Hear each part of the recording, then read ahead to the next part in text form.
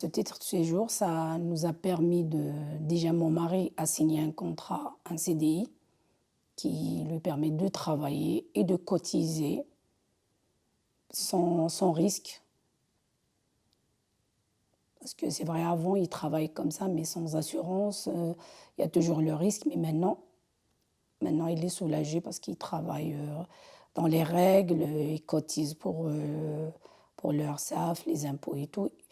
Il ressent qu'il vraiment, qu'il fait ça avec, plaisir le matin quand il se réveille, il sait qu'il va y aller au travail le matin et il revient le soir, et il s'épanouit dans son travail. En plus, c'est le travail qu'il a fait déjà et qu'il a exercé en Algérie et qu'il fait ici en France. Et pour moi, moi aussi c'est pareil, depuis que j'ai reçu mon titre de séjour, je me suis inscrite au Pôle emploi, même pas un mois après que je l'ai reçu. Et j'entame des rendez-vous pour l'emploi et maintenant je suis dans un organisme avec mon référent qui m'aide pour des formations pour que je m'applique dans le milieu de travail ici en France. C'est une opportunité. On ressent qu'on existe. Parce avant, on n'existe pas.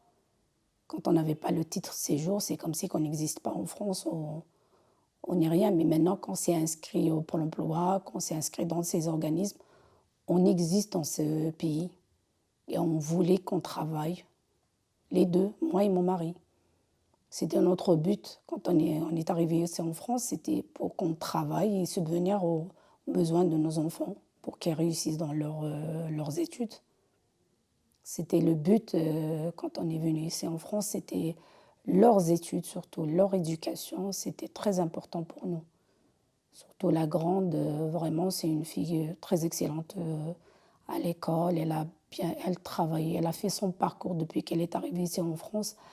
Elle était toujours motivée pour les études, elle travaille vraiment. C'est vrai qu'elle trouve des difficultés pour les voyages scolaires par rapport à sa situation, mais ça ne l'a pas empêché de continuer et d'y aller de l'avant. Et je suis fière d'elle parce que maintenant elle est au lycée, elle a fait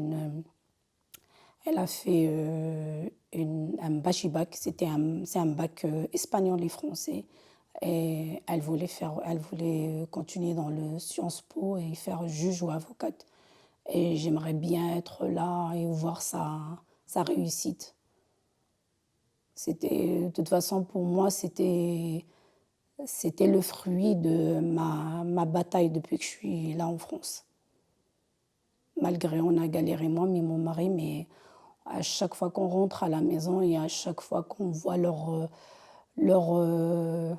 résultats, ça nous, ça nous encourage à y aller de l'avant, à galérer avec les papiers, à galérer avec la préfecture, mais on sait que ce n'était pas pour rien.